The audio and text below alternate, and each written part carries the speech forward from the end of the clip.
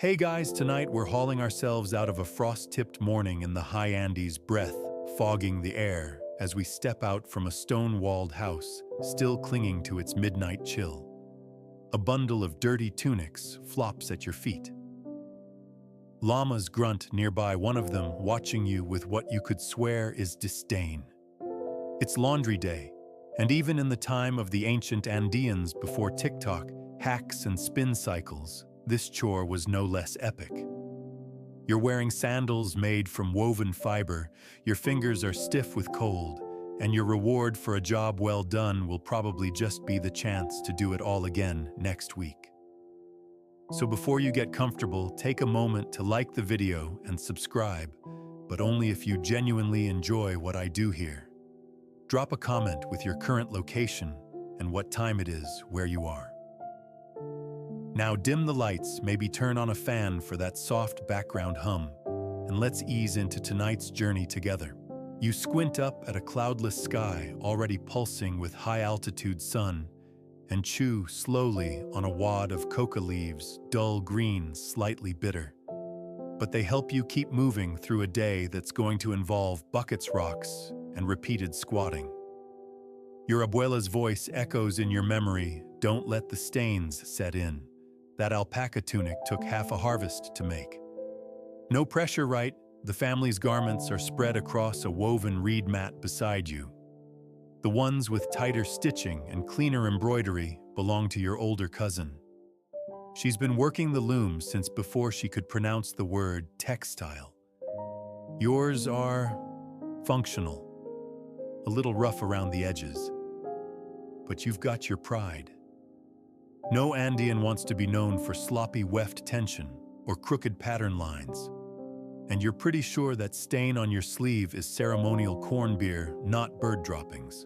The landscape around you is classic highland drama, jagged peaks rimmed in snow, sparse trees twisted like ancient hands, and stone terraces cut into the mountains like green steps toward the gods. You're about 10,000 feet up, give or take a llama's eyebrow, and the air is so thin it practically whistles through your nostrils, which is fun until it isn't. It's early enough that the sun hasn't burned off the morning fog yet. You can still hear distant flute music from a neighboring settlement.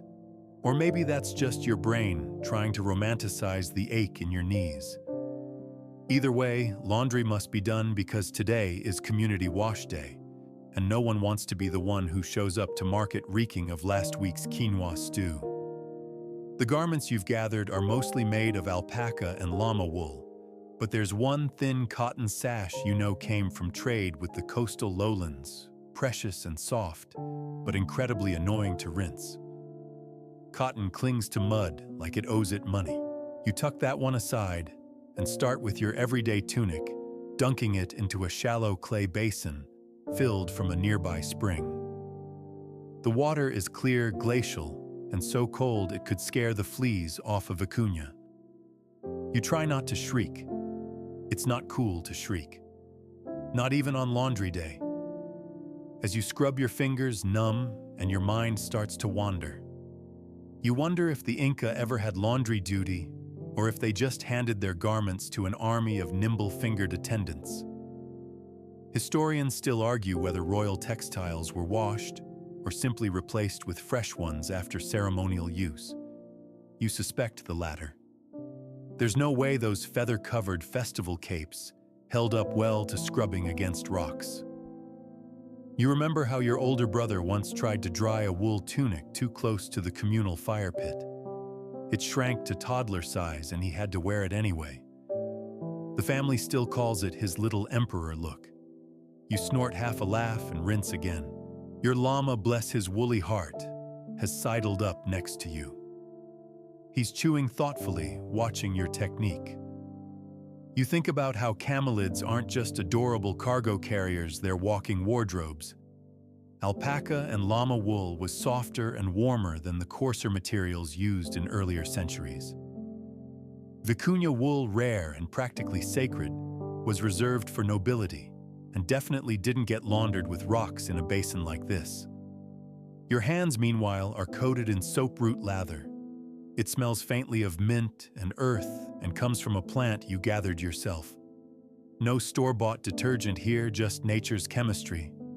You knead the tunic rhythmically, pressing and twisting and humming to keep your breathing steady. It's funny you think how much clothing matters.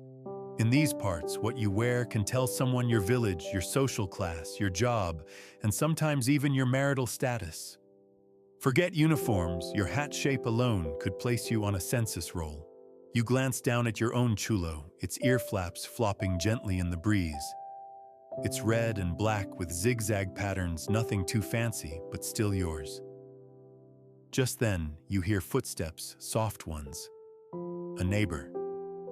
She's also got a basket of laundry and a lot on her mind. You exchange nods, no words. It's early. The sun finally edges over the ridge, painting everything gold. Your hands are pruny, your knees hurt, and you've still got a half-dozen tunics to go. But somehow, as a raven glides overhead, and your llama leans in like he wants to be part of the gossip, you feel okay. Maybe even proud. Because what you're doing right here with freezing water and generations of woven tradition in your lap isn't just a chore. It's a ceremony of its own. You dunk the tunic a final time and watch the sudsy water ripple out toward the edge of the basin. One down, a few dozen to go. You wring it with both hands, muscles aching, then lay it out flat on a sun-warmed rock. It steams faintly in the crisp morning air like a freshly baked potato. The alpaca wool is already fluffing back up, defiant in the face of your scrubbing. Alpaca wool, you remind yourself, is not self-cleaning, as much as you might wish it were. It clings to everything, sweat, ash, cornmeal, even that mysterious yellow smear you still can't identify. And washing it is a process worthy of its own epic poem. It's dense, slightly oily, and feels like wrestling a wet sponge that occasionally kicks back. You could toss it in a stream and pretend that counts, but your aunt would know. She always knows. So you keep going. The next tunic is your grandfather's.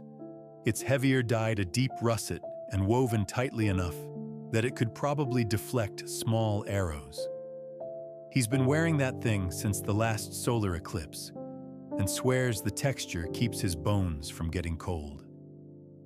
You don't question it. You just start scrubbing, grateful that his tunic is mercifully free of feathers or fringe. The cleaning process is half tradition, half upper body workout. You dip it in again, lather it with more soap root, then knead and twist like you're working dough for a sacred festival bread. Some archaeologists argue that Andean people actually valued textile cleanliness as a marker of social discipline, not just for vanity. Others suggest it was more ritual than routine, like purification, but for ponchos. You're not sure which camp you're in. All you know is it smells like wet llama out here, and you're out of dry reeds to sit on. You shuffle to your knees. The flat stones beneath you are slick from earlier splashes. Your joints crack like old kindling. The air smells of wool herbs and the faint tang of mountain minerals. A bird calls somewhere behind you, high-pitched, defiant, possibly insulting. You decide not to take it personally. Nearby, your cousin is now wrestling with her mother's ceremonial shawl, muttering curses in a tone too low for elders to hear. That shawl is embroidered with shells and tiny beads and dyed a rich, inky black. You'd be nervous too. The older the textile, the more sacred it seems to become, and the more likely it is to unravel the second you apply any pressure. Like an heirloom held together by nothing but pride and good intentions. You keep scrubbing, finding rhythm in the repetition. This is your fourth tunic now, and your arms are beginning to buzz with fatigue. You pause, flex your fingers, and lean back, gazing across the mountains. In the distance, terraced fields ripple down the slope, their ridges dark and freshly turned. Far below, you can just make out a glint of a canal system, part of the irrigation, that keeps this civilization thriving, despite the unforgiving terrain. You remind yourself again that while your role today might seem humble, you are part of a machine, a fabric-based, llama-supported, entirely human-powered machine. And your textiles, they're not just clothing, they're paperwork, identification, tribute. They're what your family contributes when the Inca collectors come calling, and they'd better be presentable. See, in many parts of the empire, your community is required to produce a certain number of garments per year as a form of tax. It's called the mitaya system, rotational labor as state duty. One year, you might be building roads, the next weaving tunics in shifts until your hands go numb. Clean finished garments are sent to the empire's massive storehouses, sometimes for soldiers, sometimes for rituals, sometimes to clothe the gods themselves in golden shrines. You sigh. The next tunic is your younger sister's. It's covered in something sticky. You don't ask what, you just dunk it and start over. You remember how your uncle once told you the gods notice clean clothes, that if you show up to a ritual in something crusty or misaligned, the gods might smite your crops, or make your guinea pigs barren, or worse, publicly humiliate you via lightning. Historians still debate how widespread this belief was, but judging by the way everyone scrubs like their reputations are on the line, it seems persuasive. Wool's not just wool. There's raw wool for spinning, washed wool for dyeing, carded wool for soft garments. And if you're lucky, baby alpaca wool for the elite stuff so soft, it makes clouds feel abrasive. But even the nicest fibers can stink if you forget to wash them after a 5-day trek to the coast. And then there's felting, accidental felting. When a garment is washed too hot or scrubbed too rough, and the fibers bind into a dense, unforgiving mat. That happened to your cousin once. The tunic came out like a flattened beehive. He tried to wear it anyway, claimed it was the new style. You all let him pretend for a week before the teasing began.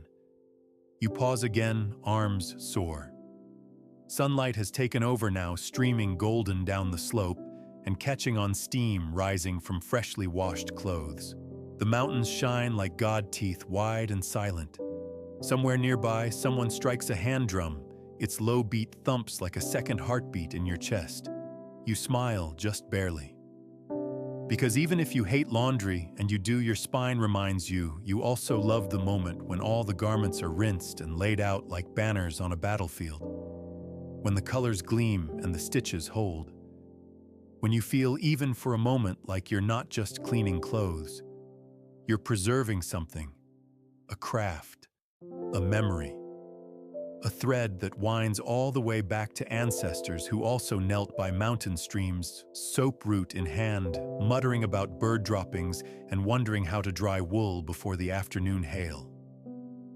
You wring out the last sleeve. One more to go. The last tunic slaps wetly against the rock as you lay it down beside the others.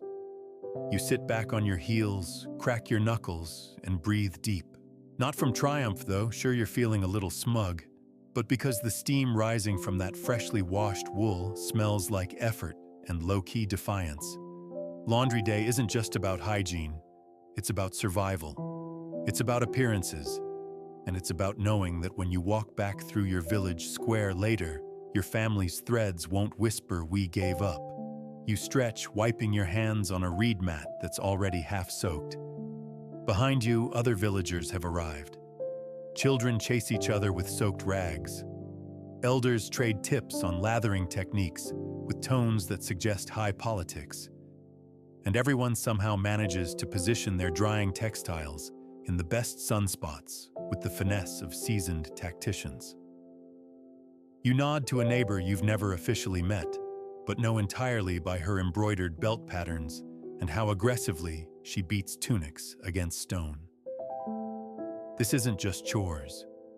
This is community. The riverside becomes a fabric bazaar of unspoken judgments and whispered comparisons. You can practically hear someone's aunt muttering about another family's suspiciously faded tunic. One woman's bright purple shawl draws glances. That kind of color doesn't just happen. Either she's found a secret dye recipe, or she's got connections to a coastal trader with access to exotic materials. You lean closer to your cousin. She got that from someone in Nazca, she whispers, eyes wide. You can't get that purple here. It's illegal fancy. You both snort into your hands. You admire her nerve, though. Wearing something that vivid to laundry day is like turning up at a barbecue in full parade armor. Across the stream, a group of younger women is washing their family's linens. They've taken off their outer tunics and are working in short undergarments, simple functional wraps. You note the weave tight symmetrical. Someone's been practicing on the backstrap loom. Their hems are embroidered with geometric birds, barely visible unless you know where to look. Which of course everyone does. Because in the Andes, everything about your clothing speaks. The way it's dyed, the texture, the layering, these are not personal style choices. They're social signals. And on days like today, when everyone's garments are aired out in the sun for public inspection, those signals are practically shouting. A tunic with thick vertical stripes that might mark you from a highland Elu, a kin group famous for quinoa and excellent potatoes. A diamond-shaped weave in pale red could signal affiliation to a lowland administrative outpost. Historians still argue whether these textile codes were strictly enforced or flexibly interpreted. But one thing's clear: no one's throwing on random patterns just for fun.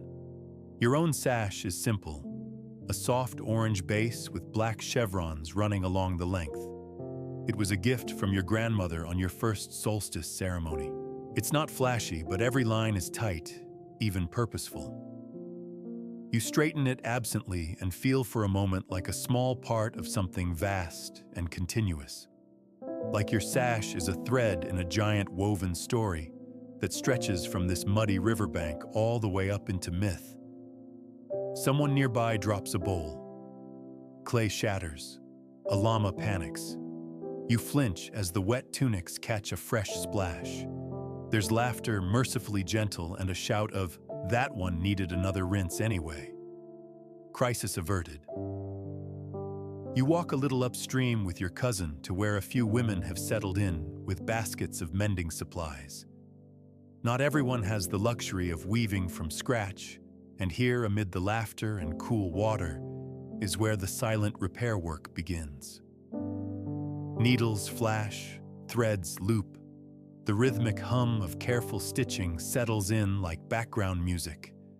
You pull out a torn hem, your favorite tunics obviously, and start to mend. Your cousin eyes your work. "You always go too tight," she mutters. "It'll pucker when it dries." "Maybe I like puckers," you reply without looking up. She snorts. "You like looking like a scrunched-up guinea pig." A pause. "Okay, that's fair." A breeze stirs the drying clothes. You glance at the line-up striped, spotted, fringed, feathered.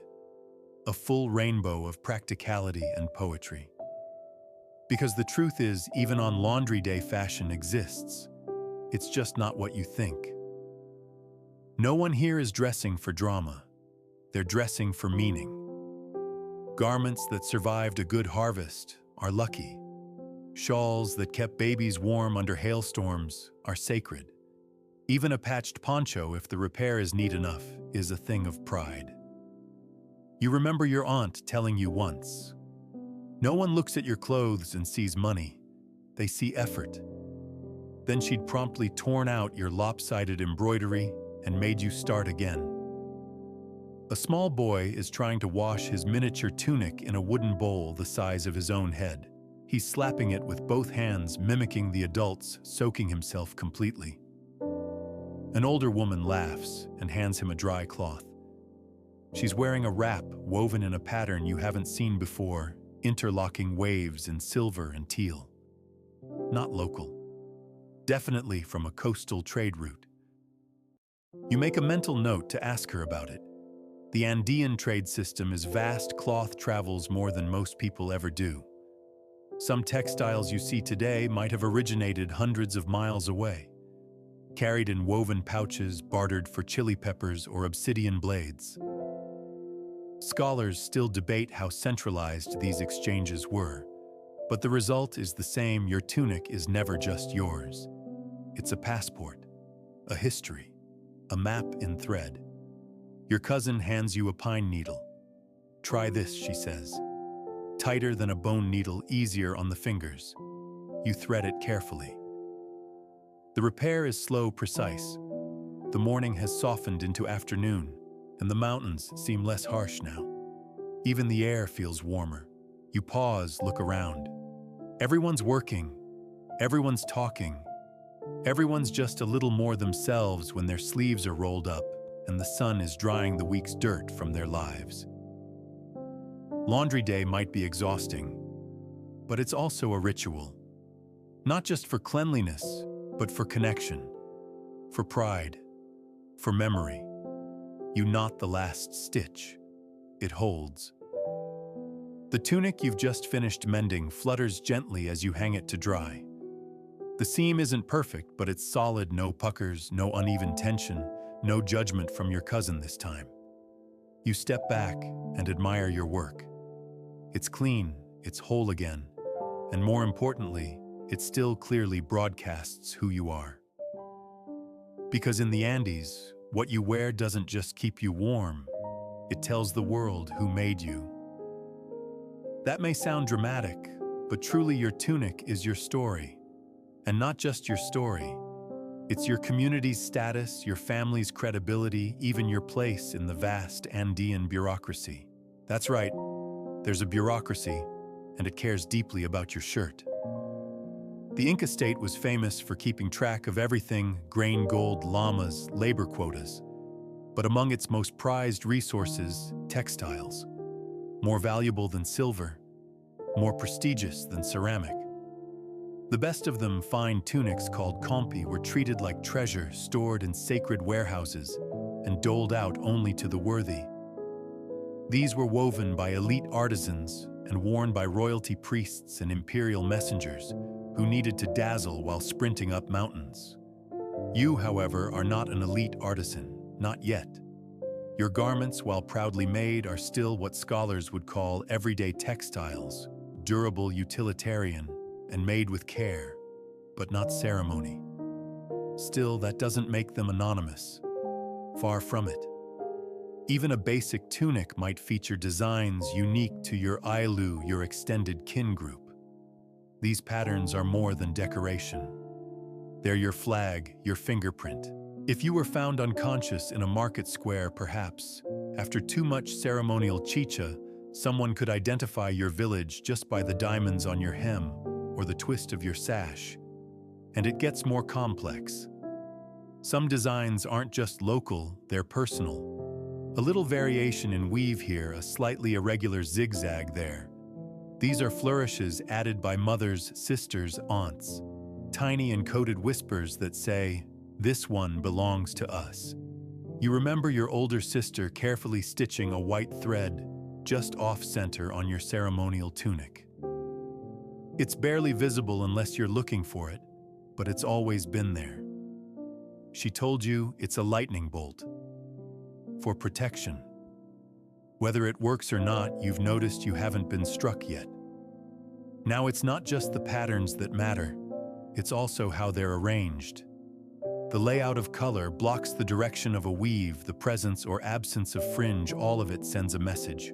The Andean elite even had strict dress codes that could determine where you stood on the social pyramid. Historians still argue whether violating these codes led to formal punishment or just really pointed gossip, but either way, you'd think twice before showing up to a festival in someone else's clan colors. Even the hats are coded. Yes, hats. The exact shape, size, and construction of your headgear might tell an administrator whether you're from Cusco or Cajamarca. Some were made of tightly woven straw, others of wool embroidered and edged with tassels. And while today is a no-hat day, thanks to all the water and sweat, yours rests nearby, drying on a stick like a woolen mushroom. One time, your neighbor tried out a slightly different hat design just to spice things up. The next day, she received 3 separate offers for marriage and 1 mild lecture from a census officer. It was a weird week. You glance around. More garments are drying now, draped over rocks, trees, even a disused plow. From a distance, it looks like the mountain itself is wearing a patchwork cloak. Reds, browns, oranges, dull purples, all muted by the Andean sun and still vibrant somehow. The colors are from natural dyes, each one a little miracle of chemistry and patience. That deep red, probably cochineal, made from crushed insects gathered off cactus paddles and processed through hours of careful boiling. Earthy yellows come from tree bark or marigold petals. Blue is rare and difficult, often traded in from lower altitudes. And black, true black, is nearly sacred. You can't just dunk a tunic in soot and hope for the best. Some days you wish you could just wear a neutral beige and be left alone.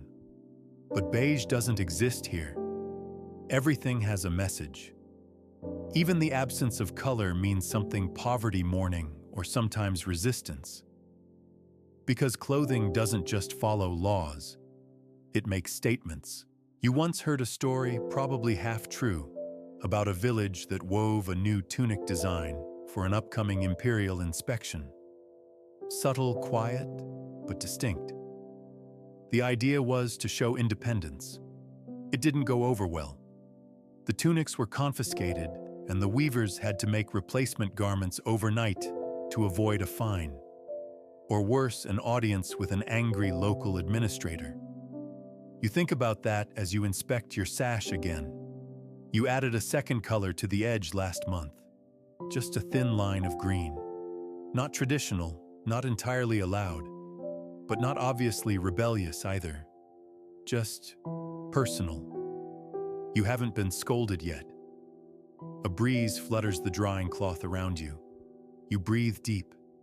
The air smells faintly of wool, river stones, and soap root. A nearby child tries to fold a tunic but ends up wearing it as a hat. His grandmother cackles and helps him refold arms full of damp, wrinkled textiles that will soon return to their daily roles as garments, signals, and shields. You think about your next festival, about what you'll wear. Not just something clean or comfortable, something true, something that says, I am from here, I am of these people, I matter. And if that tunic also hides a wine stain from last solstice under the left hem, well, that's part of the story too.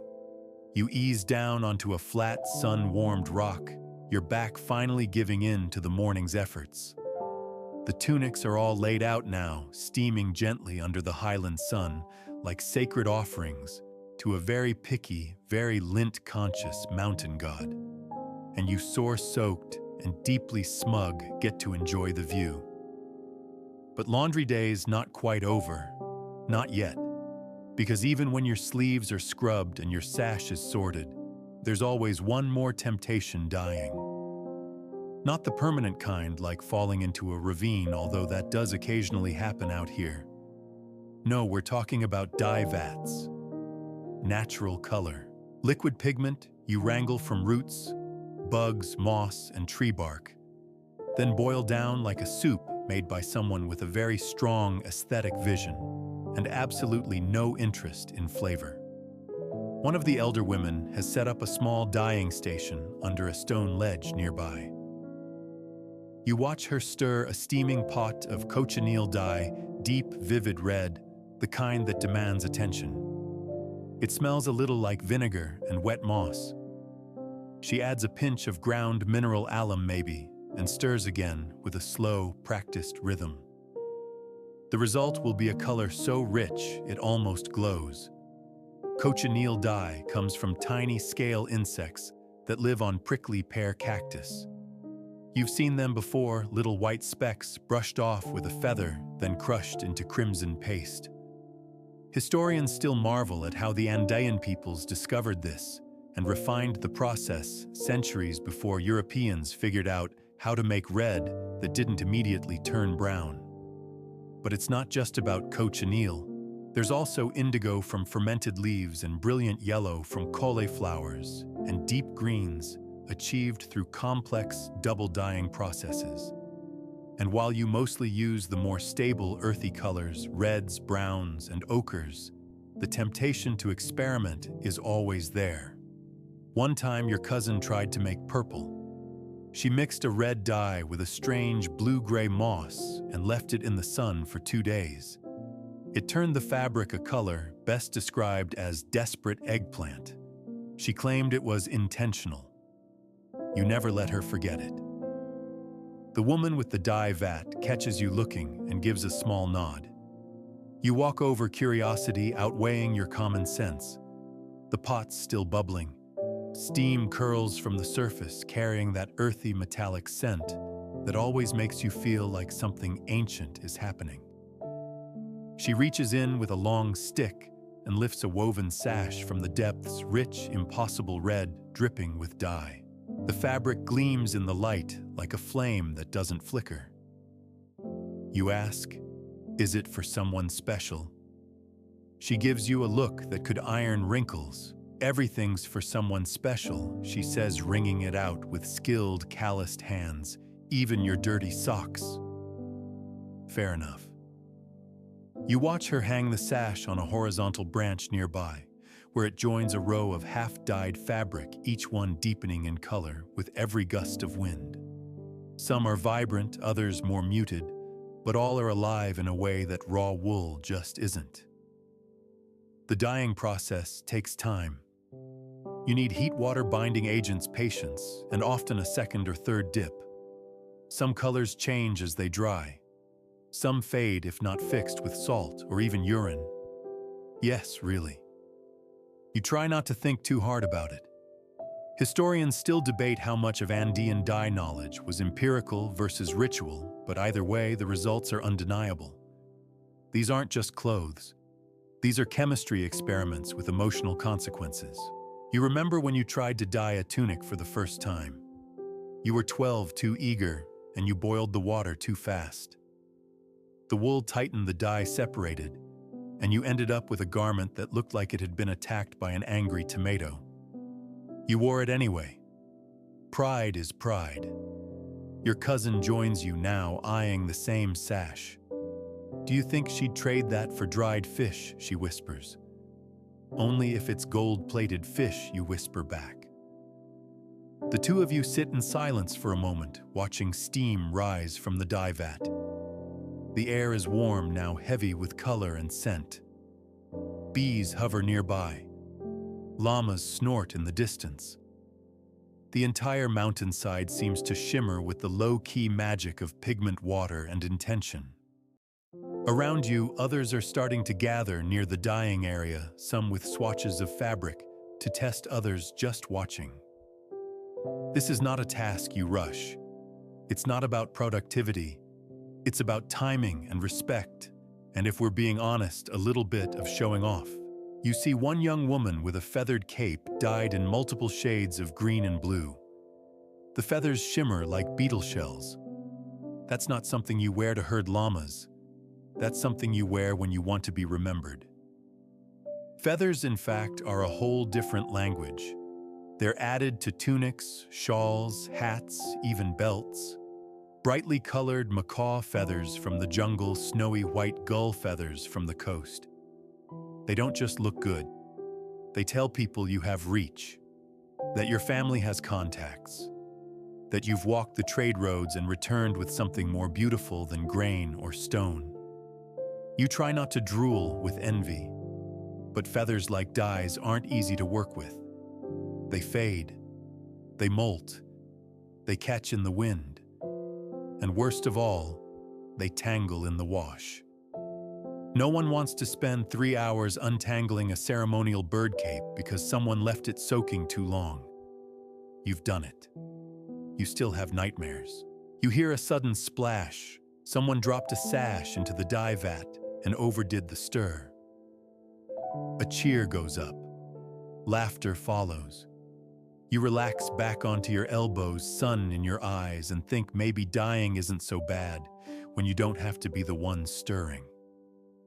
Your cousin leans back, hands behind her head. If I ever get married, she says, I want a tunic dyed so red it makes the sun jealous. You nod. And a husband who doesn't mind that it smells like moss and beet juice. She shrugs. If he minds he's not worth the wool, you both laugh. And in that moment, surrounded by boiling vats, fluttering tunics, feathered capes, and an entire hillside of quiet, colorful ambition, you feel something ancient settle into your bones. A sense of belonging, of process, of color as memory. Even on laundry day, the Andes never dress down. Your back may be stiff and your fingers pruny, but you've survived the scrub and steam of the morning.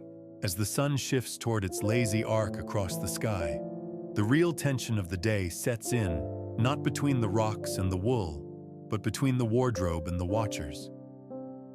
Because here's the truth of it, someone somewhere is always paying attention to what you're wearing. And if that someone is part of the state apparatus, better hope your outfit passes inspection. You stretch out beside a line of damp tunics and glance over your shoulder, half expecting a state functionary to emerge from behind a tree, holding a checklist and a stern expression. It's not paranoia if it's based on history. In the Inca Empire, textiles weren't just decorative or functional, they were bureaucratic. Certain garments were required based on your class, your region, your labor obligations, even your proximity to sacred sites. And there were inspectors. Real people, real ledgers, real consequences if your clothing didn't match your assigned category. Imagine that. You're herding llamas in your favorite brown tunic, and someone with a government seal rolls up and says, "Sorry, that stripe is reserved for administrators. Hand it over. No appeal. No refunds." Just a reminder that fashion here is part of the state. And if you think that sounds far-fetched, well, historians still debate how strictly enforced these visual codes really were. Some say it was an informal system with plenty of wiggle room. Others believe it operated with all the warmth and flexibility of a stone tablet. You adjust your sash self-consciously. Garments were categorized and standardized, especially the ones used for taxes or labor. The state had high expectations for those textiles. Tight weave, standardized design, appropriate colors for region and rank. If you were part of a weaving community tasked with producing kampai or fine cloth, that wasn't a compliment, it was a commitment. And one with consequences if your quality dipped. There were entire classes of state weavers called aklas if they were women who lived in compounds and produced elite cloth full-time. That sounds like a dream until you realize it was often more like textile boot camp, endless repetition, perfection, demanded ceremony layered into every stitch. You think your aunt's critiques are sharp? Try weaving under imperial supervision. You sit up straighter, eyeing your drying clothes with a fresh lens. Would they pass muster? Probably not. Your seam lines wobble slightly.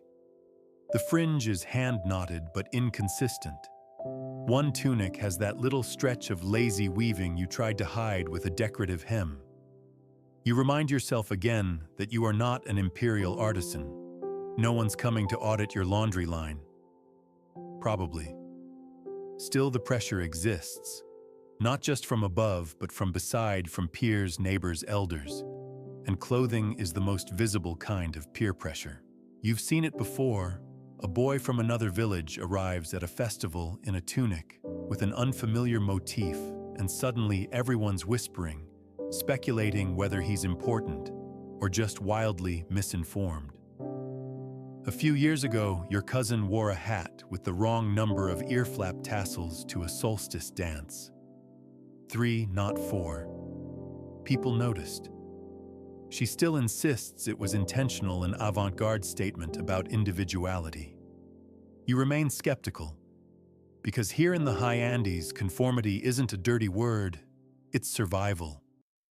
If your clothes don't match your place in the system, you're not just underdressed, you're unsettling. And unsettling people tend to get extra chores, or worse, reassigned. You glance down at your own rap muted reds and earth tones, symmetrical bands of pattern, nothing too flashy. It says, this person works hard, plays within the lines, probably washes their own socks. Perfect. Still, there's a quiet rebellion that hums beneath the surface. Not everyone wants to be a walking spreadsheet. You've seen secret tweaks, hidden colors, unusual weaves slipped into linings, a sliver of imported dye, a row of shells tucked inside a seam. You once found a belt with a stitched-in joke, just a single thread that spelled out something cheeky if you looked closely enough. You didn't tell anyone.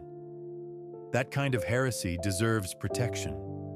Because even when the state defines your wardrobe, it can't always define your style. And Andean textiles are full of these small human fingerprints. Tiny deviations, emotional stitches, jokes, and hopes hidden beneath the official pattern. And then there's the issue of repair. The Inca world loved standardization, but garments still got torn, muddied, burned, or chewed by guinea pigs. Repairs were necessary, but they had to be discreet. If you patched a state-issued tunic badly, you weren't just untidy. You were disrespecting the empire.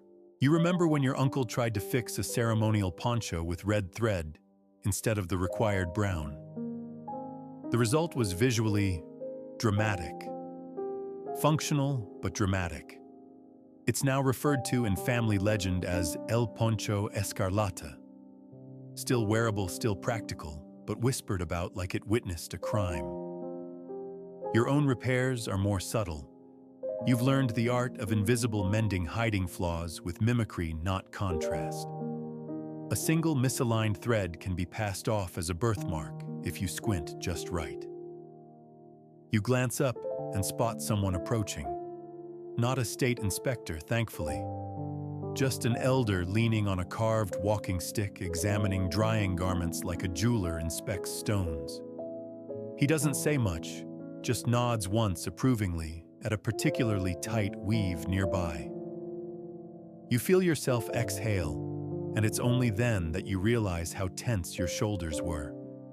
Because even without official uniforms, every fold of cloth is watched.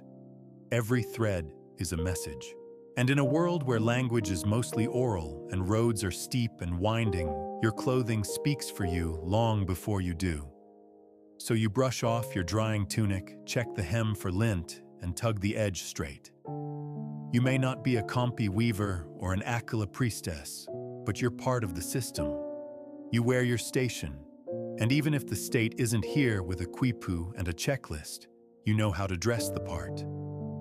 Laundry day isn't over until the last tunic dries and the last silent inspection is passed. The tunics ripple like flags as the sun climbs higher, fluttering in the sharp, clear air. You're perched on the edge of a low terrace wall, now chewing on a coca leaf and watching the garments breathe their way dry. It's quiet, mostly just the occasional call of a mountain hawk, the rustle of cloth, and the subtle crackle of social tension as neighbors pretend not to judge one another's laundry. A young man passes by carrying a bundle of what looks like unfinished weavings, raw panels of tightly spaced warp and weft still stiff from the loom. You recognize the pattern immediately. It's one of the state-assigned designs from a nearby administrative center, regular diamond shapes bordered by checkerboards. Not something you'd wear by choice, but mandatory for tribute. The young man nods politely as he walks, and you nod back with the slow gravitas of someone who understands that, yes, sometimes your job is to weave exactly what you're told. Because now we get to the real beast of Andean clothing culture, tribute textiles. That's right. Some of what you wash dry and fold neatly into reed baskets won't ever come back to your family. These garments are your community's tax, bundled together and offered up to the Inca state like fabric-shaped receipts. You've heard the term before mit'a. It's the labor tax system that powered the empire. Everyone owed service sometimes, building roads, sometimes harvesting crops, sometimes, if your fingers were particularly nimble, weaving for the gods themselves. Whole communities were tasked with producing quotas of cloth tunic after tunic, all according to precise guidelines. Historians still argue how rigidly these quotas were enforced, especially for remote villages like yours. But let's just say, if you sent a shipment of shoddy textiles, word got around. And if you did well, you might earn the right to dye with better colors or receive ceremonial fabric in return, a rare treat, a badge of esteem. The textile bundles were stored in Quilcas state warehouses, carved into cliffsides and perched along trade routes like woolly watchtowers. You've never been inside one, but everyone talks about them like temples. Rows upon rows of folded tunic sashes and ceremonial cloth sorted by color pattern and destination. Not just for decoration either. These stored garments could clothe armies, bribe local lords, or wrap the dead for their journey to the next world. You glance at your own drying tunic and try to picture it in a quilca slotted between hundreds of others like it. Part of something immense and humming like a loom that stretches across the entire empire. You're not sure whether that's terrifying or comforting. And the thing is, tribute textiles weren't just about functionality. Some were never meant to be worn. The Campi class produced pieces so fine, so elaborately detailed, that they were offerings, gifts to the sun god, or burned in sacrifice, or wrapped around idols of gold and obsidian. You once saw one just once at a solstice ceremony. The design was hypnotic, tiny interlocking birds, each no bigger than your thumbnail, woven in wool so soft it moved like water. You reached out to touch it and were promptly slapped on the hand by a priest with the reflexes of a condor. There's pride in these textiles, even the ones bound for state warehouses. The act of weaving, of making something exact, something worthy, is part devotion, part survival. You know people who spend all day weaving 6 days a week, sometimes more, during the rainy season when fieldwork slows down. Their hands are like tools, calloused and precise. Their eyes twitch at crooked weft lines. Their dreams are made of thread. You're not quite at that level. Yet. But you're learning. A neighbor walks by with a basket of wool to spin coarse llama fluff, gray and white. She offers you a spindle without a word, and you accept, feeling the familiar weight settle in your palm. Spinning is meditative. Boring, maybe. But it connects you. It reminds you that every tunic starts with fluff, with twist, with tension. You give the spindle a practiced flick, watching the wool curl and tighten into thread. It's peaceful here on the terrace wall, your tunics drying in the sun, your fingers shaping future cloth. Sometimes you wonder what happens to the tribute garments after they leave your village. Do they make it to the capital? Do they dress officials or end up in some forgotten warehouse corner, lost among thousands of others? You once imagined a lonely tunic sitting on a quilca shelf for years, never worn, never noticed, just existing, waiting for someone to need it. And maybe that's okay. Because even forgotten garments have meaning. They were made with effort, with care, with the sting of soap root and the hum of river-washed afternoons. They represent time. Time spent creating, organizing, washing.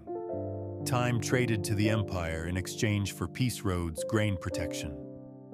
Whether or not you believe the state keeps its promises, the contract still exists in thread and dye, and a very precise tally of shoulder widths. Your spindle drops. You curse softly and reel it back in. To your right, Someone's child is pretending to be a state messenger, sprinting around with a rolled-up tunic, like it's an imperial dispatch. He pauses, dramatically strikes a pose and shouts. This one is from the northern quarter, before flinging the bundle down and running off. Everyone chuckles. The performance is silly, but not that far from the truth. Because Chasqui state messengers really did carry tunics across mountain ranges along the vast Kapak Nyan, the royal road system. They wore special garments that identified them as runners, and they traveled with official permission, sometimes bearing more fabric than words. You've seen parts of that road carved stone impossibly level, clinging to cliffs and cutting through valleys.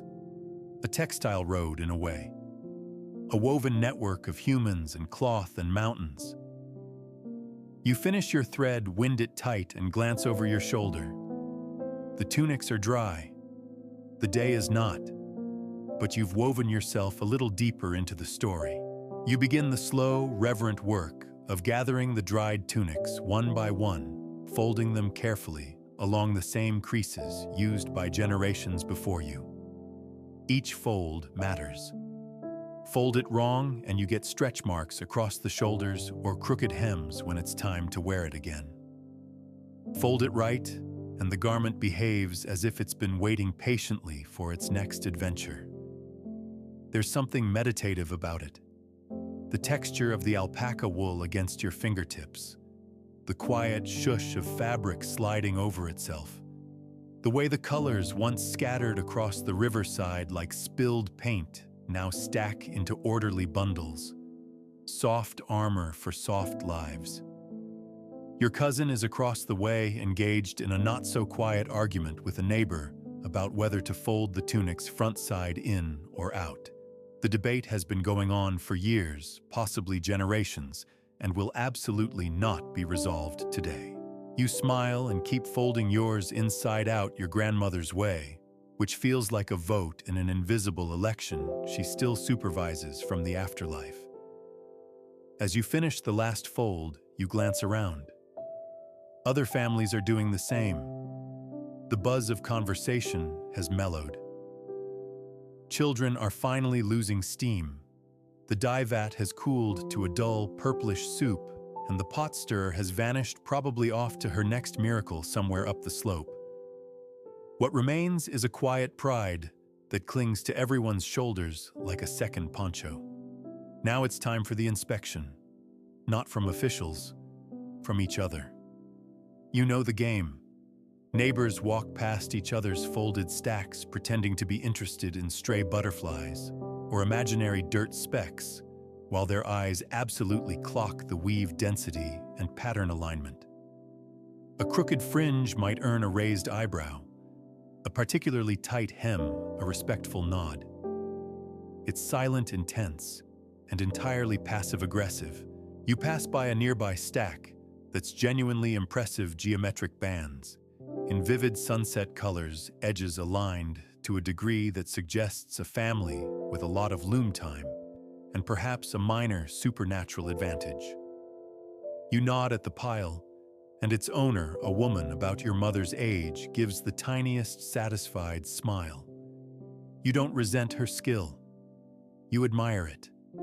Because while this looks like laundry, it's actually reputation management. Every stitch, every crease is part of your family's public face. Historians still debate whether this kind of communal evaluation fostered unity or low-key social warfare, but the consensus seems to be both. And the stakes weren't just emotional. Beautiful cloth could open doors. If your family consistently produced high-quality textiles, you might receive gifts from regional officials, extra salt, better tools, extra protection during difficult winters. In some cases, skilled weavers were even excused from agricultural duties, freed up to focus entirely on their craft. Of course, that only worked if the results were flawless. You think of your cousin's infamous festival tunic, an ambitious attempt at a wave pattern that ended up looking like a potato having a nervous breakdown. He wore it anyway. You all applauded. But that tunic has not been seen in public since. You gather your folded stacks into a reed basket. They're warm from the sun, radiating clean energy and that unmistakable earthy lanolin smell. You know that smell will fade by morning, replaced by cooking fires and day sweat. But for now, it's the scent of completion. Nearby, someone sings a soft, rhythmic tune, an old work song passed down for centuries.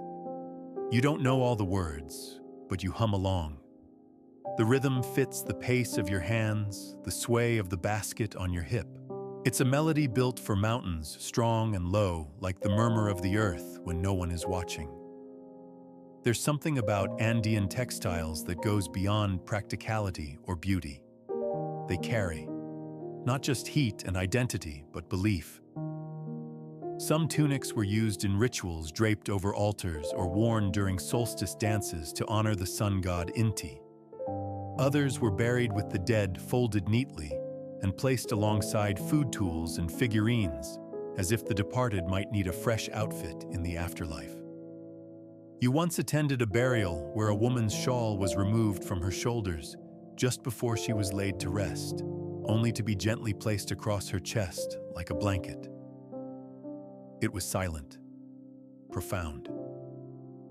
The shawl, you later learned, had been woven by her sister.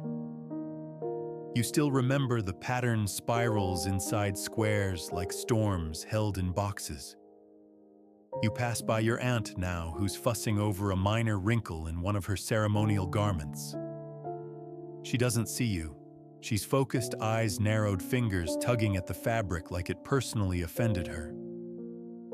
You recognize the gesture, one of total concentration and reverence. Because in this culture, cloth is never just cloth. It's alive. It absorbs meaning. It listens. It even forgives if you treat it with respect. A light breeze picks up, and a drying tunic flutters free from its perch, landing with a soft plop in a puddle. Everyone groans, and its owner bolts forward like a panther, scooping it up and flapping it wildly in the air as if that might shake off the shame. You wince in solidarity. We've all been there. You find a shaded patch under a tree and lower your basket, checking the stack one more time. Straight lines, clean edges, dies still holding. You feel a little taller, a little more tethered to something vast and ancient. There's pride in finishing, pride in knowing that tomorrow, when you walk through the village square or stand beside a hillside ritual fire, what you wear will speak before you do. And it will say, I came from people who cared. People who worked with their hands and watched the clouds and still made time to align their patterns. A tiny grasshopper hops across the top of your folded shawl. You gently flick it away. There. Perfect. You hoist the basket back onto your hip, the weight of it pressing comfortably into your side. It's the kind of ache you welcome, earned, honest, and fleeting. These tunics will be unfolded and worn by morning, their creases softened by movement, their colors catching the firelight at dinner time. But for now, they are quiet, sleeping almost.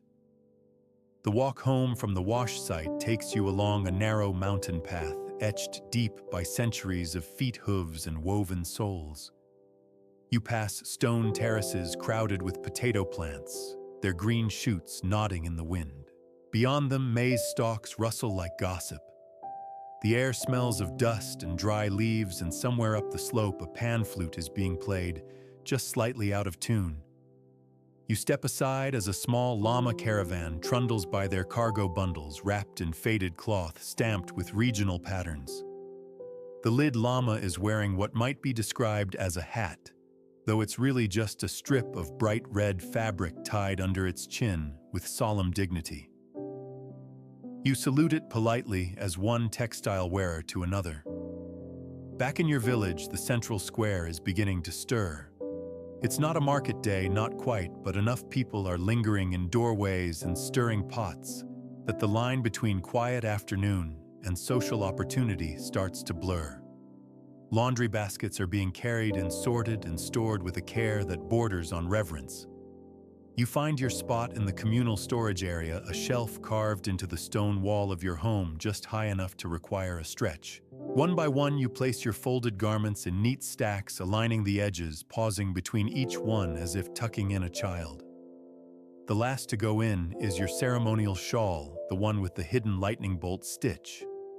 You smooth it down, pat it twice, and step back.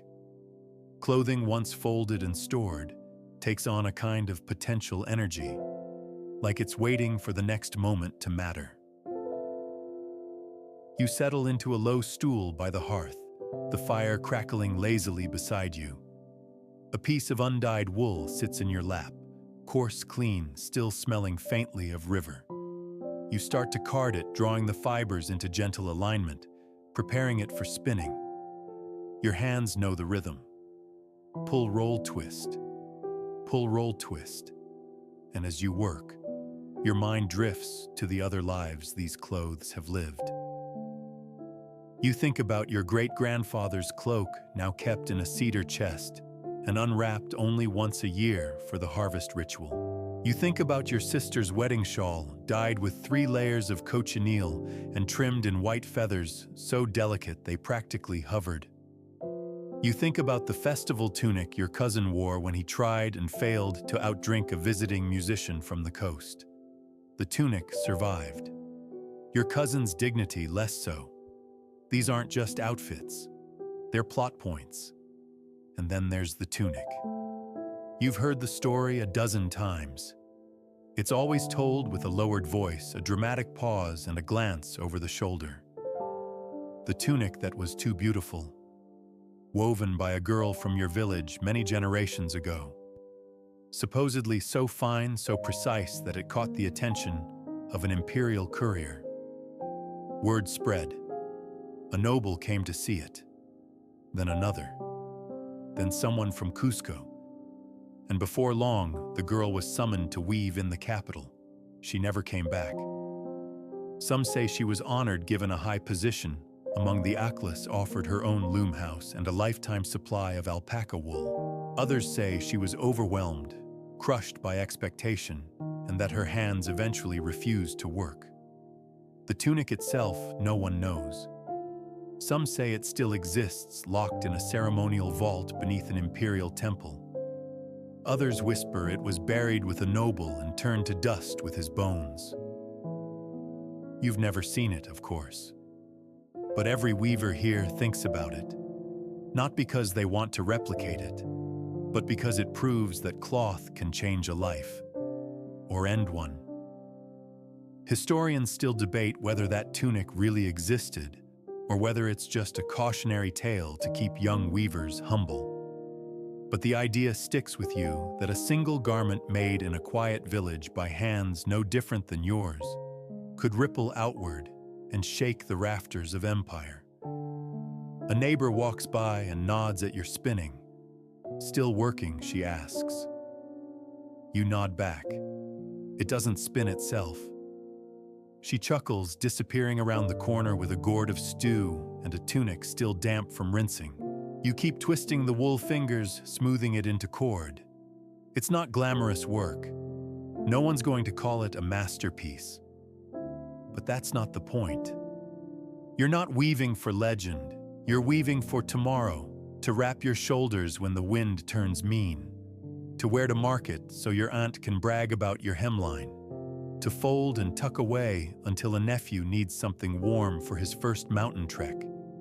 You finish the spindle loop, the thread into a ball, and press it flat against your palm. It's soft, warm, slightly uneven. Yours. Laundry day may look like toil from the outside, but from here in the slow silence of evening, it feels like something closer to faith.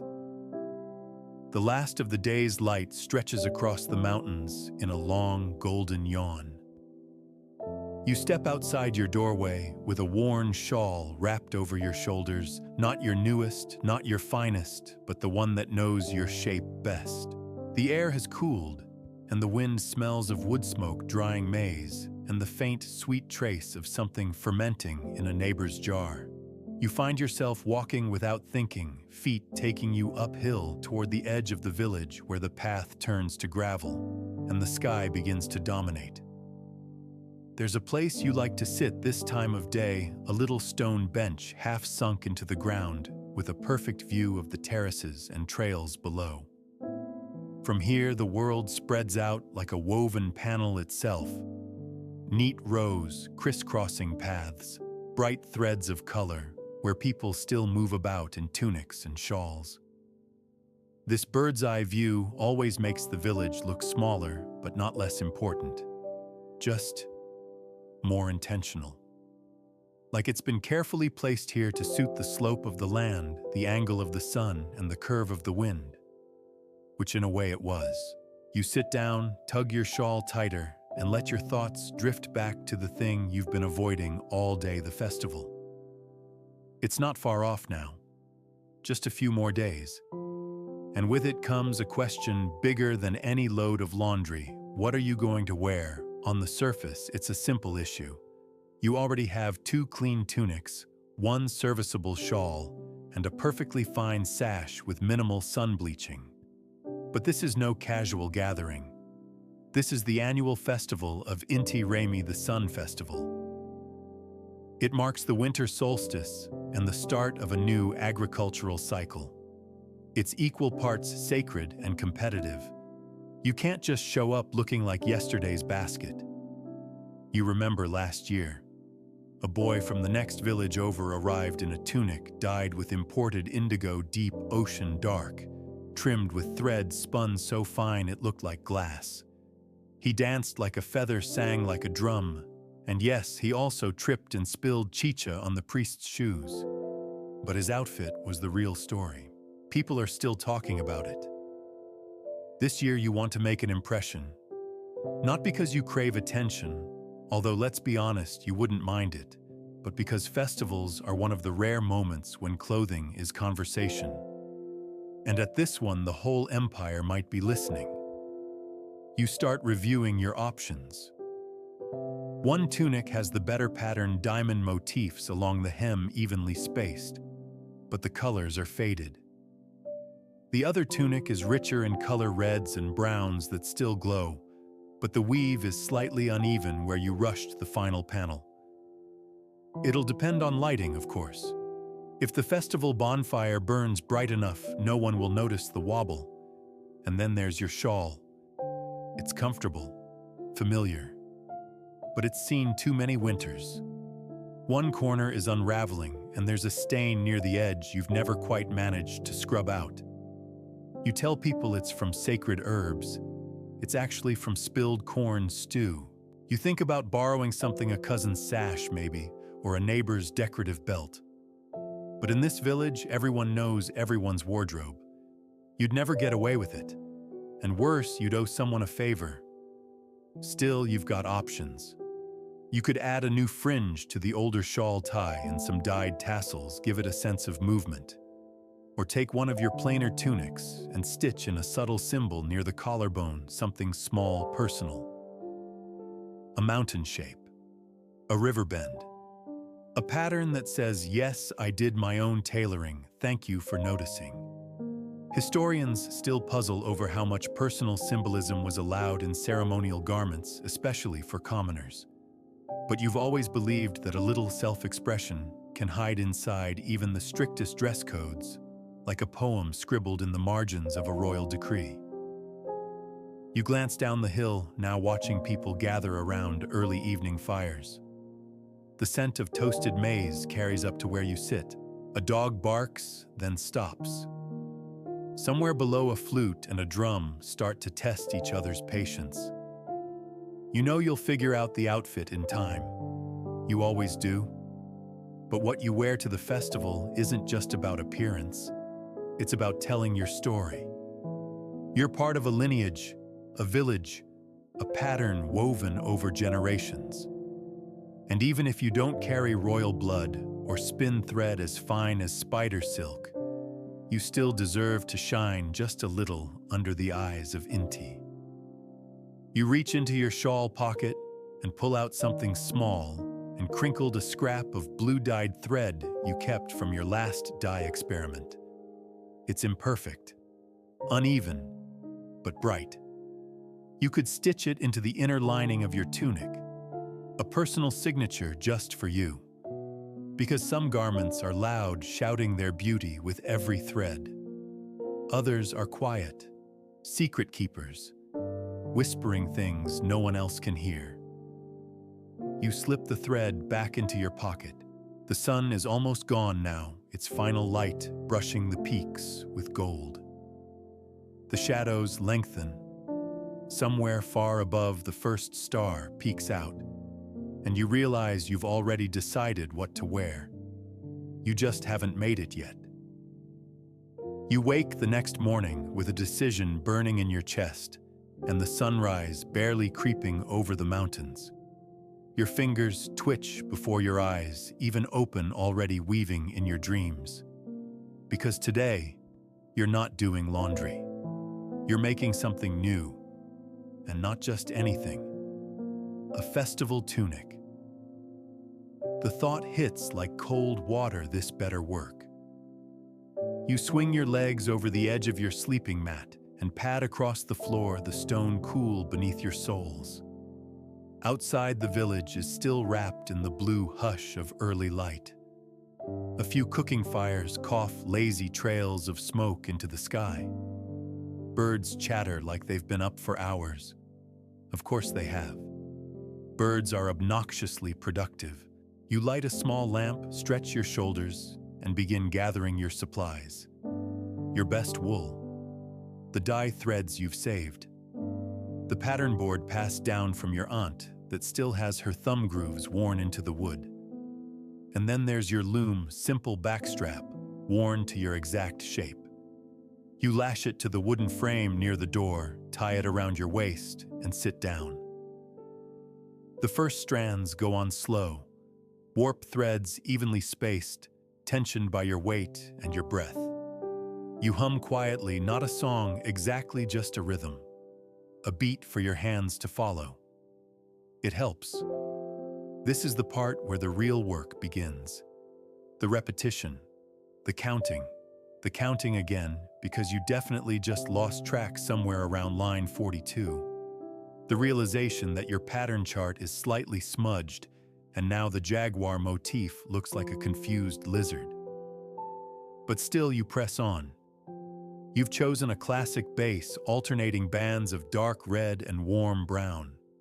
Reliable colors, proven, but it's the accent thread that makes it yours. That scrap of blue you kept. You've spun it thinner, carefully, slowly, and now it's waiting. It'll form a single horizontal line across the chest, hidden at first glance, but unmistakable once you see it. You pause, fingers resting on the shuttle. Will people notice? Maybe not. Will they understand if they do? Probably not. But that line is yours. A thread of your story sewn into the fabric of the day. Historians still speculate about the ghost threads found in ancient Andean textiles, tiny deviations in weave or color that don't match the broader pattern. Were they errors, messages, personal markers from anonymous weavers long gone? No one knows for sure. But you like the idea of weaving something that matters only to you. A few hours pass. The light changes. A neighbor stops by to deliver sweet bread and pretend not to spy on your progress. You offer her a corner of your tunic in progress to examine. She squints, nods, leaves with a satisfied, progress. Weaving isn't fast. It's measured. Every pass of the shuttle is a decision. Every color choice a risk. You remember something your grandmother once said as she pulled apart a misaligned hem for the third time in a week. A good weaver curses more than they speak. She wasn't wrong. By midday, your legs ache and your lower back is threatening a quiet rebellion. But you've made it halfway. The band of blue is complete. It gleams in the sun like a river tucked into a canyon wall. You smile. You take a break stretch, chew a coca leaf, and sip cool water from a gourd. Across the village, others are doing their own festival prep. Some patching old garments, some practicing songs, one person definitely trying to train their dog to bow on cue. Ambitious, possibly delusional. You glance down at your tunic. Half finished but promising. It still needs edging, and fastenings, and fringe, always fringe. What's a festival tunic without a dramatic swish? You get back to work. Afternoon fades into the slow gold of evening, and your hands have stopped feeling like they belong to you. That's a good sign. It means they've become tools now, instruments of habit and hope. Finally, as dusk rolls in and the air begins to bite, you sit back and look at your work. The tunic is done. It's not perfect. One of the lower patterns leans slightly to the left, and the fringe is not exactly symmetrical. But the fabric lies flat. The colors hold. The blue thread gleams like a wink. You run your hand over it. It's soft, structured, heavier than you expected. It feels like something someone else might have made, someone older, better, more certain. But no, it's yours. You hold it up to the firelight, watching it shift and ripple. You picture yourself wearing it, dancing, standing in the crowd, singing the old songs, lifting your chin to the sun, and knowing that for one day you dressed like the version of yourself you always hoped would show up. And that's when you realize something strange. This tunic, it doesn't just reflect your skill. It reflects your story. The washing, the dyeing, the folding, the teasing, the practice, the long hours with aching legs and scolded hems. This isn't just for the festival. It's a souvenir of becoming. Tomorrow you'll wear it. People might nod or stare or say nothing at all, but you'll know. Every thread is a step you took. Every pass of the shuttle a moment you chose to keep going. And that's what clothing does here in the Andes. It doesn't just cover you. It remembers you. Festival morning arrives with a sky so clear it looks scrubbed. The kind of morning that buzzes with purpose before you even open your eyes. And you know the moment your feet touch the cool stone floor that today you'll be seen. You reach for your tunic where it hangs waiting. You touch the hem first, still soft, still whispering of the hands that made it. Your hands. You dress slowly, deliberately. Not out of vanity, but respect. This is the garment that will walk you into ritual and song, into dance and heat, and the collective heartbeat of everyone who's ever gathered in this square on this day. Your blue thread gleams briefly in the light that leaks between the wall slats. A secret for now. Outside the village is blooming in fabric.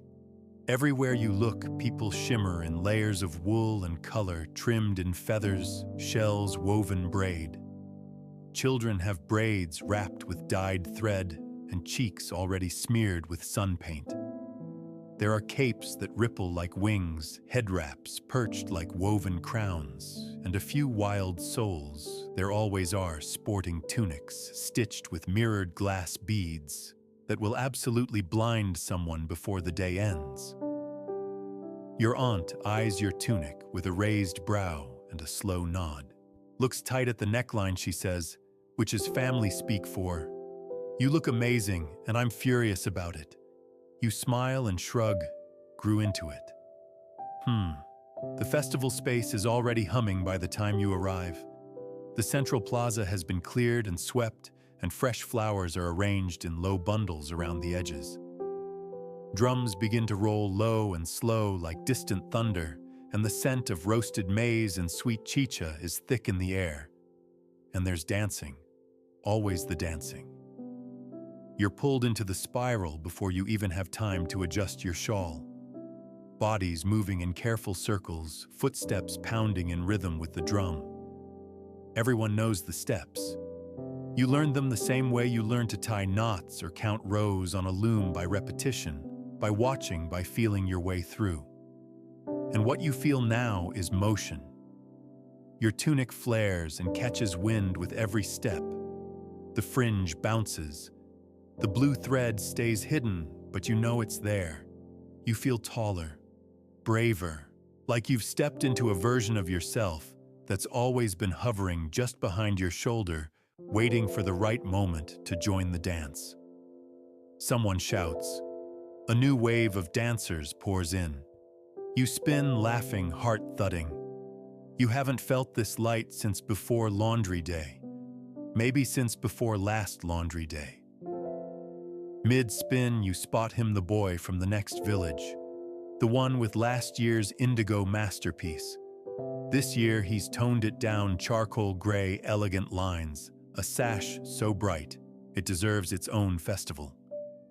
He sees you, nods, approvingly, score. You dance until your feet ache, until your tunic sticks to your back with sweat, until the drums begin to slow and people begin to drift toward shade and food. You walk from the circle with your breath still half stolen and your head still full of rhythm. That's when the priest calls. The crowd hushes, parting slowly to let the ceremonial bearers pass. They carry platters of maize, baskets of dyed wool, carved offerings, and folded tunics, some of the finest you've ever seen. Tribute cloth. You recognize one. It came from your weaving group. Not one you made, but a cousin's. You remember how nervous she was about the stitching. It's perfect now, framed against gold leaves and firelight. Historians still puzzle over how many of these ceremonial offerings were actually burned versus stored. But one thing is clear, the display matters.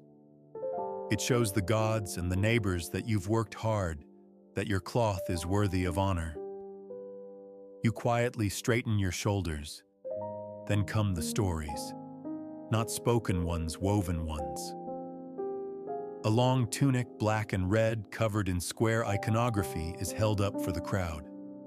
It's like a comic strip in wool battlefields, animals, stars. Everyone leans forward. A storyteller begins to interpret it. This is your favorite part, because this is the moment when the clothes stop being clothes and start being language. You've heard elders say that before. The alphabet people read their world in stitches. A tunic could hold a calendar. A sash could record a marriage. A cape might preserve the exact shape of a mountain range. You imagine someone centuries from now picking up your tunic, tracing the blue thread, and wondering what it meant. Maybe they'll guess right. Maybe not. But they'll know it meant something. After the formalities, you're released into the feast. Clay bowls of hot stew, fermented drinks, roasted roots, and sweet treats, saved only for festival days. Your aunt makes sure your hands are never empty. Your cousins make sure your cup is never dry. And your uncle makes sure someone tells exactly the same jokes he's told every year since you were a child. Tradition. Someone bumps your arm. You turn. It's the indigo boy again. He nods at your tunic. You made that? You nod. He raises his cup in salute, looks tight at the neckline. You grin, the highest compliment. As the sun dips low and fires crackle higher, the dancing starts again. You don't think, you move. Your tunic moves with you, the fringe catching light, the threads holding firm. For hours you are color and sound and warmth and thread. And somewhere beneath all of that, there's a single blue line glowing quietly beneath your ribs, like a whispered promise you made this. You belong here. You are seen. You wake the next day with the scent of ash still tangled in your hair and the rhythm of festival drums pulsing in your legs like phantom echoes. The tunic lies folded beside your bed, creased now a little smudged near the hem, but unmistakably yours. It feels like an old friend who's seen something incredible and won't let you forget it. You stretch, wince slightly, and step outside. The village is quieter today. A kind of ceremonial hangover hangs in the air. Not from drink, necessarily, but from energy spent, joy released, and threads pulled tight and loose again. And now, with the festival behind you, it's time for something less flashy, mending day. You gather up the clothes that didn't make the festival, cut the ones with frayed sleeves, busted seams, stubborn stains, or mysterious holes that absolutely weren't there last time you checked. It's a little parade of imperfection, and yet there's comfort in it. These are the clothes that carried you through everyday moments, the ones you cooked in, worked in, napped in. Their scars are maps. You sit outside with your sewing kit knees tucked up, light soft on your hands. The needle feels cool and familiar between your fingers. You pull the first garment close, a sleeve torn at the elbow, the thread having given up after years of loyal stretch. You snip the frayed ends and begin the quiet work of restitching. There's a calm to mending, a trust. You're not making something new, you're bringing something back. Your grandmother once told you that in the Andes, there's no such thing as a truly ruined tunic. Only one that hasn't been listened to yet. That tear, a warning. That stain, a memory. That sagging neckline, a sign it's time to pass it to someone smaller. Clothing talks. You just have to stop long enough to hear it. Historians still discuss whether ancient Andean garments were more valued for their symbolic meaning or their functional longevity, but you know both were true. These pieces weren't designed for disposal. They were made for cycles, worn, patched, inherited, buried, reborn as fragments in ritual cloth or bundled in offerings. Nothing wasted, nothing lost. You finish the first sleeve and move on to a frayed hem. You pause to examine it, it's frilled itself into something almost decorative. You consider leaving it as is, a little chaos at the edge of order. But you smooth it down anyway. You've earned the right to be meticulous. The sun rises higher. Around the village, other weavers are doing the same. One neighbor sits cross-legged, untangling a pile of dyed cords. Another is squinting over a row of minuscule backstitches, tongue poking out in pure concentration. A child nearby is attempting to fix a doll's cloak with what appears to be dental floss and a splinter. The future is in safe, if slightly chaotic, hands. You share a smile with the woman next to you, who's quietly reinforcing the neckline of her youngest son's tunic. It's the same woman who wore that dazzling striped shawl during the festival, the one with the impossible fringe. You compliment her handiwork. She grins and says, "You too. That hidden blue line, nicely done." You blink. You noticed. Of course, she shrugs. That's the whole point, isn't it? It is. You finish the last of your mending as the sun begins to lean west.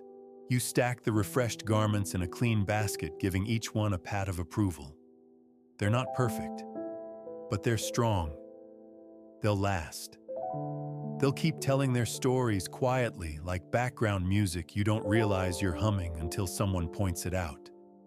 You pick up your festival tunic last. It doesn't need mending, not yet. But you check the fringe, straighten the edges, run your hand over the blue thread once more. The shawl that goes with it is folded on top. You lift it to your nose and inhale the faint traces of fire sweat and marigolds. It smells like memory. You decide to store it at the top of your shelf. Not for hiding, but for honor. That tunic isn't just for festivals now. It's proof of patience, of vision, of blue threads hidden and still shining. As twilight deepens, you hear the slow thump of a lone drum from somewhere up the trail. Probably a straggler trying to squeeze one last dance from the day. You smile. Let them. Tomorrow the tunics go back to being everyday things, but tonight they're still humming. And even after the rhythm fades, your hands remember. You light a small lamp, thread your needle one last time, and begin stitching a small label, nothing big, nothing loud, just a little knot sewn inside the seam of your tunic. Your name, your year, a tiny fingerprint hidden in wool. Not for anyone else, just so the fabric knows who it belongs to. The next few days slip into a soft, golden rhythm, the kind of slow return to normal that only comes after something large and ceremonial has passed through. Your feet find old paths again, your arms relearn the weight of water jars, and your voice settles back into its usual tempo. Festival season always expands everything: noise, color, appetite, ego. But what follows is the true heartbeat of the village routine. And routine in the Andes is anything but boring. This morning you're weaving again, not for ritual, not for show, just for need. A belt for your uncle who claims his last one was borrowed by a condor, which no one believes, but everyone enjoys pretending to believe. A pair of leg wraps for your cousin who keeps falling down trails that aren't even steep. A new shawl for yourself because you've earned it. You sit by the courtyard wall, the morning sun brushing over your bare toes, and begin to warp the threads. This one's going to be simpler than your festival tunic. Fewer colors, fewer risks, but every bit as meaningful. Because this one is for the in-between days, for fetching, for tending, for laughing and bending and spilling things and surviving minor inconveniences with style. You work with purpose, but not haste. There's a gentle pleasure in making something useful. No drama, no legacy, just a tangible contribution to the chaos of daily life. As you weave, someone passes by and drops a basket of cotton at your feet. For you, they say, from the lowlands. You nod your thanks. It's soft, fluffy, needs carding and spinning, but it'll make beautiful thread. You tuck a little handful into your pouch, a promise to yourself. You keep weaving. Mid-morning, a small group of travelers arrives, merchants likely judging by their wide hats and their bundles wrapped in travel-worn fabric. You spot a tunic among them, stitched in a spiral pattern you've never seen before. Black on green, hypnotic, almost vibrating with movement. You edge closer casually under the pretense of admiring a basket of dried peppers. From the coast, one of them says, seeing your gaze. You nod, pretending you weren't seconds from asking how it was made, how long it took, and whether the weaver was accepting apprentices. You return to your seat slightly haunted, mildly inspired. Because that's the thing about Andean textiles: they travel. And they talk to each other. A spiral from the coast meets a diamond from the highlands, and something new is born. Styles mingle like travelers at a rest stop, exchanging stories, borrowing colors, learning each other's tricks.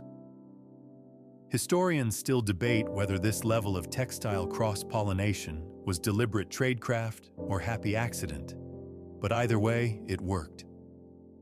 Across thousands of kilometers of mountains, valleys, and rivers, Andean people developed a common language of cloth, a visual system more flexible than words. And now you're part of it. You finish the warp and start your first line of weft. The rhythm sets in again. You hum. The shuttle slides back and forth like a lullaby. Later that afternoon, you join a few neighbors on a hill outside the village. It's not for ceremony. It's not even for laundry. It's for cloud watching, which is a surprisingly competitive activity. Points are awarded for identifying animal shapes, bonus points for weaving them into stories. Today, someone spots a llama chasing a fish. Someone else counters with a condor carrying a mountain. You squint. You see a tunic, sort of. Just a rough rectangle of cloud floating with dignity. You smile. Because once you start seeing tunics, you never really stop. They're everywhere. On mountains, in leaves, in shadows, in dreams. The fabric of daily life and the life in every fabric. That evening, you sit beside the fire with your weaving still in your lap, You've made good progress. The belt is nearly done. You hold it up. It's not fancy, but it's strong, durable. And your Uncle Condor lies aside will appreciate the extra loops you've added. He always does. You glance over at your shelf. The festival tunic is still there, resting. For now. You touch the edge of your new weaving fingers, tracing the lines. No blue thread in this one, but the memory of it is there. A hidden thread not in wool, but in you. The wind shifts. It's late. The fire crackles low, and your weaving sits folded in your lap like a sleeping cat. You haven't tied it off yet. You're letting it rest, letting yourself rest. The world around you has slowed. Crickets begin their quiet concerts, the kind that fade into the background until they're just part of the silence. You look up at the sky, clear, cold, infinite. The stars have reappeared. The constellations here don't follow Western names, they follow shadows. Shapes made not by the bright dots, but by the dark spaces between them. A serpent, a puma, a great llama arching across the Milky Way. You trace their outlines without lifting a finger, as if your thoughts alone can draw in the sky. It makes sense you think that a culture this obsessed with fabric would even weave the stars. You rise, stretch, and bring your weaving indoors. You pass your shelf on the way to your mat. There it is again, the tunic, the one with the blue thread. You touch it gently, the fabric still soft from your careful washings, still holding a hint of wood smoke and festival dust. You realize you haven't worn it since. Not because you're saving it, not exactly, but because every time you look at it, you feel the day breathe back into you. The drums, the warmth, the weightless whirl of fringe and firelight. Some clothes you fold, some you carry. You lie down, head resting on your rolled shawl, and let the memories drift in like the evening mist. Not just the big ones, the festival, the dance, the merchant's spiral, but the little ones too. The squeak of the loom rope, the moment your needle snapped and you didn't curse but wanted to. The splash of indigo that missed the dye pot and hit your foot. It left a mark. It's still there. You smile. Quietly, gratefully. Historians still argue whether Andean weavers considered themselves artisans, laborers, or something more like priests. You don't know what label you'd wear. You just know that weaving isn't what you do. It's how you think. It's how you remember. It's how you speak when words feel too sharp or too slow. And now, as sleep begins to pull you gently by the wrist, you remember something else, a question asked during the festival. One of the elders had looked you straight in the eye and said, "Do you know what your thread is made of?" You'd blinked. "Wool," he'd chuckled. "No. I mean, what's in it? Every thread, every knot, every pass of the shuttle. What's it full of you hadn't known then? But now in the hush between one breath and the next, you begin to understand. It's made of you, your patience, your miscounted rows, your blue-line secrets, your sore back and silent pride and awkward first stitches, your triumphs, your tears, your tiny invisible rebellions. And maybe somewhere far in the future, someone will wear something made with your thread. Maybe they'll feel it hum against their skin. And maybe, just maybe, they'll wonder who you were. And maybe they won't need an answer, because the fabric will already know. The night deepens around you now.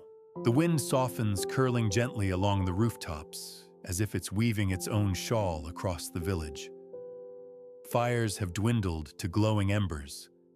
The laughter, the dancing, the echo of drums, all have faded into hush. The stars stay overhead. That great celestial fabric stretches from mountain to mountain, cool and endless. The Llama constellation grazes the river of the sky. You breathe in slowly, letting the air settle into your lungs like warm cloth folding over your chest. The tunic you made rests nearby. Quiet now. Content. Its thread no longer pulling, no longer urgent. It's done its part. And tomorrow or the day after, you'll slip it back on, not for a festival, but maybe just for a walk or a quiet visit to the terraced fields. You don't need an occasion. The occasion is you. And the other clothes, the ones you mended, the ones you folded, sleep in their corners too, holding space for future moments. Ready, willing, familiar. They ask for nothing more than your continued living. As your eyes grow heavy, you picture a single thread, blue fine, floating in the dark. It twists slowly, then settles. No pattern now, just peace. You let it drift. You let yourself drift. Because you've done enough for today. You're warm. You're home. You're held. Now rest.